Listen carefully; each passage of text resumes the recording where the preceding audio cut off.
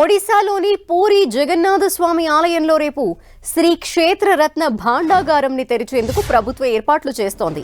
రేపు రత్న భాండాగారంని తెరవాలని సోమనాథ్ కమిటీ సూచించింది. రత్న భాండాగారంలో లక్షల కోట్ల సంపద ఉందని భక్తులు భావిస్తున్నారు. దశాబ్దాల తరువాత రత్న భాండాగారం తెరిచేందుకు ఆలయ అధికారులు ప్రయత్నం చేస్తున్నారు. రత్న భాండాగారంలో సంపదని లెక్కిస్తామని బీజేపీ ఎన్నికల మేనిఫెస్టోలో హామీ ఇచ్చింది.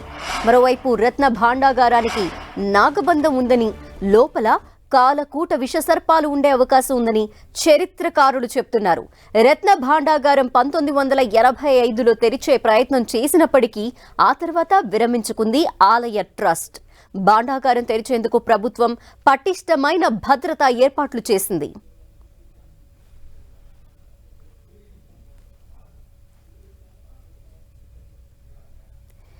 రేపు రత్న భాండాగారాన్ని తెరుస్తున్నారు అధికారులు. దీనికి సంబంధించి పూరి నుండి మా ప్రతినిధి బాలు లైవ్ అప్డేట్స్ అందిస్తారు. బాలు,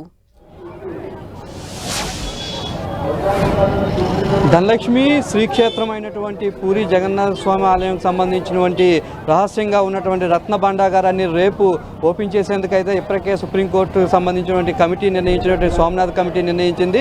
దీనికి సంబంధించి అయితే అధికార యంత్రాంగం కానీ ఆలయ సిబ్బంది, ట్రస్ట్ బోర్డు సిబ్బంది కానీ పూర్తి ఏర్పాట్లు చేస్తున్నారు. భారీ ఎత్తున అటు భద్రతా సిబ్బందితో పాటు ప్రత్యేకమైనటువంటి నిపుణులందరినీ కూడా తీసుకుంటున్నారు. అటు ఏఎస్ఐ ఆర్కియాలజీ సర్వే ఆఫ్ ఇండియాకు సంబంధించిన టీంతో పాటు ముఖ్యంగా ఏదైతే 1978లో దీన్ని తెరిచారు, ఆ తర్వాత తెరవలేదని ఇప్పటి వరకు కూడా ఇక్కడ ఉన్నటువంటి ఆలయ పని చెప్తున్నారు. 1985లో ఇందిరాగాంధీ హయాంలో తెరవాలని ప్రయత్నించేటప్పటికీ కూడా మూడవ ద్వారంకు సంబంధించినటువంటి కీ ఓపెన్ చేసేటప్పుడు అక్కడ నాగబంధంకు సంబంధించినటువంటి విషసర్పాలకు సంబంధించినటువంటి సౌండ్స్ ఉన్నాయి, అందువల్లనే వెనక్కి తగ్గారనేసి కొంత సమాచారం ఉంది. దాని నేపథ్యంలో ఈసారి లోన ఎటువంటి కాలకోట విషసర్పాలు కానీ అటు నాగబంధం కానీ ఉండే అవకాశం ఉండడంతో దానికి సంబంధించినటువంటి నిపుణులతో పాటు అటు పాములు ఎవరైతే ఈ విషపు సర్పాలని ట్యాగిల్ చేసేటటువంటి స్నేక్ క్యాచెస్ని కూడా సిద్ధంగా ఉంచారు. దాంతోపాటు ఎవరికైనా స్నేక్స్ బైట్ చేస్తే దానికి సంబంధించినటువంటి మెడికల్ టీం, మెడికల్ ఎక్విప్మెంట్ని కూడా పూర్తిగా సిద్ధంగా ఉంచినటువంటి పరిస్థితి. ప్రస్తుతం మనం చూస్తున్నాం విజువల్స్లో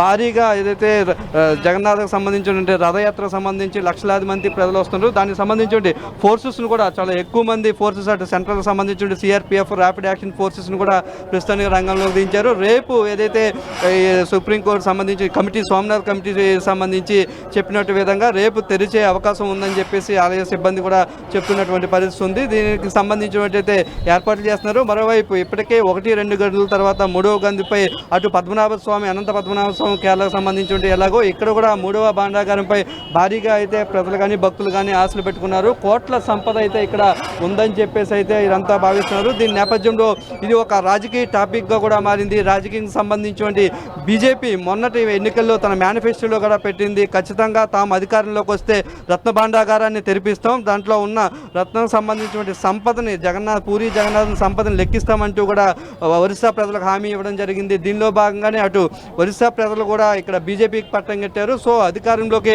వచ్చినటువంటి బీజేపీ ప్రభుత్వం మొదటిసారిగా ఈ యొక్క రత్న భాండాగారాన్ని అయితే తెరిచేందుకైతే ప్రయత్నం చేస్తుంది. అటువైపు నిపుణుల కమిటీ కూడా ఇప్పటికే సూచించిన నేపథ్యంలో 14వ తేదీన దీన్ని తీసేందుకైతే ఏర్పాట్లు అయితే చేస్తున్నారు ఝాన్సీ. దీనికి సంబంధించి అయితే ఇప్పటికే పూర్తి ఏర్పాట్లు అయితే అయినట్లు అధికారులు చెప్తున్నారు. Okay, thank you Balu.